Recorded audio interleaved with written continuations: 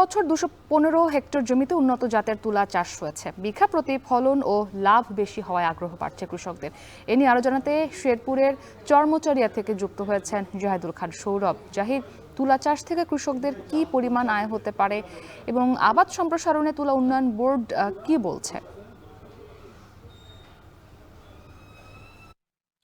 মুক্তি শুরুতে জানিয়ে রাখি যে গত 2015 সালে কিন্তু শেরপুরের প্রথমবারের মতো এবং বাণিজ্যিকভাবে তুলা চাষ শুরু হয়।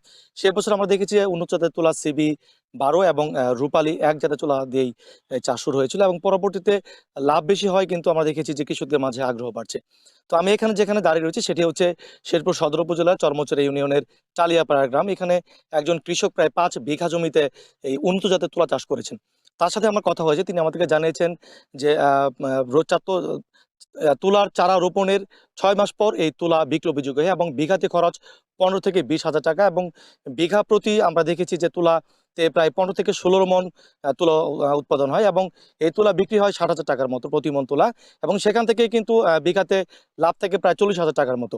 তো আমি এই বিষয়ে তুলা উন্নয়ন বোর্ডের কর্মকর্তার সাথে কথা বলেছিলাম। তারা আমাদেরকে জানিয়েছেন যে তারা প্রতিনিয়ত তুলা চাষিদের উৎসাহিত করতে নানা ধরনের পরামর্শ, বিনামূল্যে বীজ, রাসায়নিক সার সহ অন্যান্য উপকরণ দিয়ে তারা কিন্তু এই তুলা চাষীদের পাশে দাঁড়াচ্ছেন এবং তারা বলছেন যে যেভাবে তুলার চাষ বৃদ্ধি পাচ্ছে এবং আগামীতে এই তুলা চাষে আরো আগ্রহী হবে এবং লাভবান হবে কৃষকরা।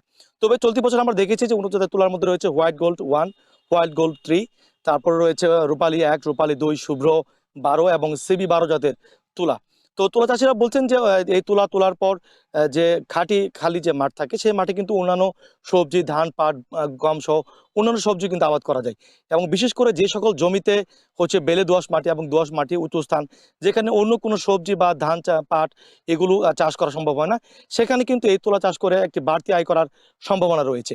তো এই বিষয়ে কৃষকরা বলছেন যে প্রতিনিয়ত তারা এখানে তুলা চাষ করছেন এবং লাভবান হচ্ছেন এবং এই তুলা উৎপাদনের পর যখন হারভেস্টিং হয় সেখানে কিন্তু তুলা বিক্রি নিয়ে তাদের কোনো প্রকার অসুবিধায় পড়তে হয় না।